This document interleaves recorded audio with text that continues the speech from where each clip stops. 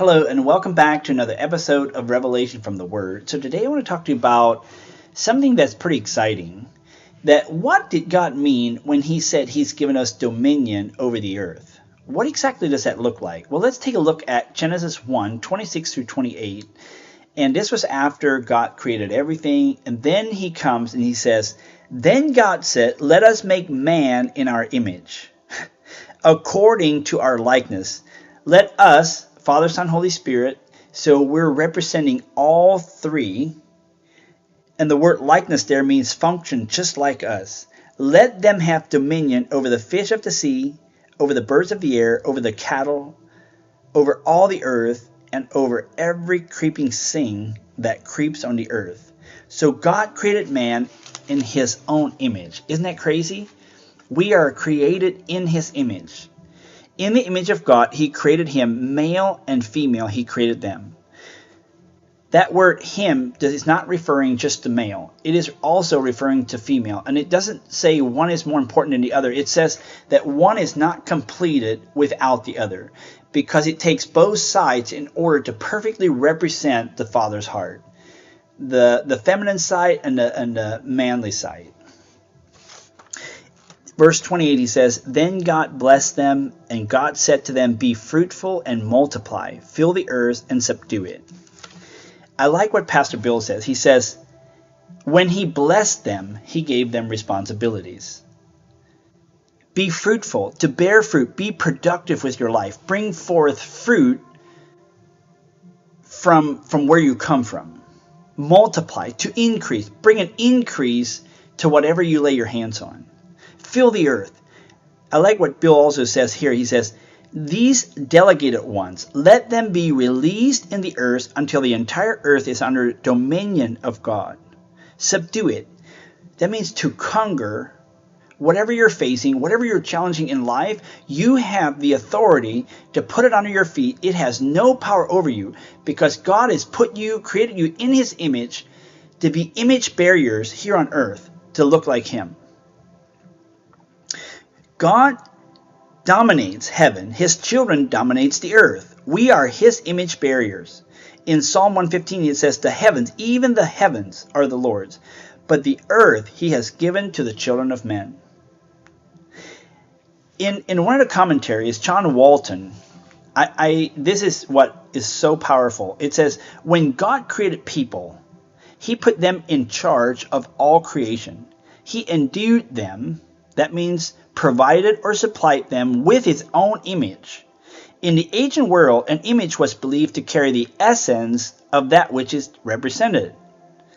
Back in the day, the Egyptians' instructions of Merakar identifies the humankind as the God's image, who came from his body. The significance of the image can be seen in the practice of kings setting up images of them serves in places where they want to establish their own authority. Now, if that's a little difficult to understand, let me read it out as Pastor Bill read it. It's so powerful.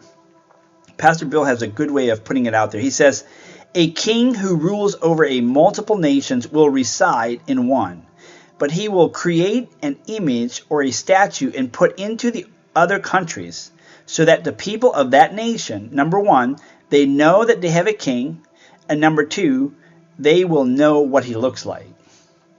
Isn't that powerful? That God created us in his image, and he put us in a country to represent him so that everybody knows what God looks like.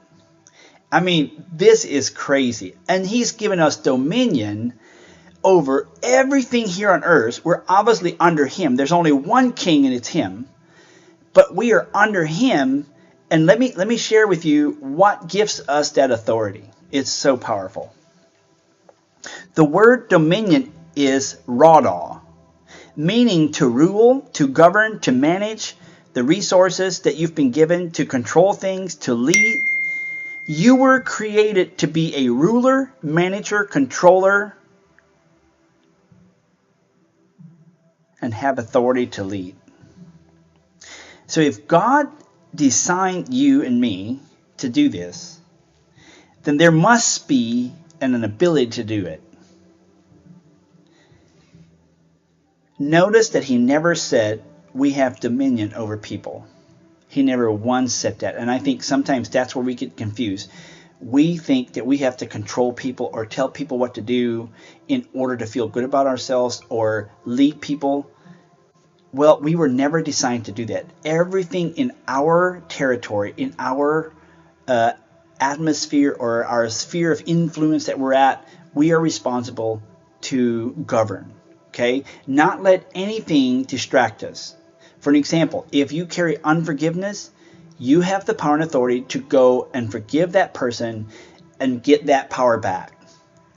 Just recently, I talked to a couple that said, hey, I feel this person has something against me, and I'm not feeling that there's any release. Every time I want to talk to them, they shy away, they ignore us. And so I called this other person and I said, hey, how's it going? And I said, how can I help you? And they're like, well, they hurt me or they disrespected me and I want nothing to do with it. And I said, well, let me tell you something. I said, you actually gave all your authority away. You have no power anymore in the kingdom. And they thought for a little bit and they said, you're right. I know. I noticed that and I didn't realize what it was. I'm ready to forgive them. And we had a meeting. They forgave each other. And it wasn't 30 minutes later she came back and she said, I got my authority back. Isn't that powerful? Only you have the rights to your authority that you've been given to dominate anything that you face on earth. I like what Miles Monroe says. He says the only creatures God gave dominion/authority on earth was humans. He said, let them, that's us, a human is someone with a dirt suit with a spirit. Any spirit here without a body is illegal, unless, of course, you give them legal grounds.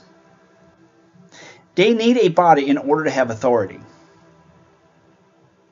Have you been giving your authority away? If you have, get it back. The enemy has no power or authority over you unless you give it to him. He needs dirt suit in order to have that authority. He couldn't even deceive Eve unless the snake allowed him to enter and use it to deceive her. It's time we take our authority back and walk in the victory that Jesus called us to be image bearers of the King and represent him well. Because it's a gift to us. Isn't it interesting that maybe I'll share more about this on later episode, but even his son couldn't come on earth without becoming into a suit. I'm telling you, there's something to this. Even Jesus himself could not come on earth and rule here as a king without first coming into a suit to have dominion on earth. He has given you dominion to rule your own life and to represent him on earth. God gave us rulership over the earth, not ownership. He's the owner. So today I bless you. Whatever authority that you've given away, go take it back. It belongs to you. Thank you for watching, and I will be back soon.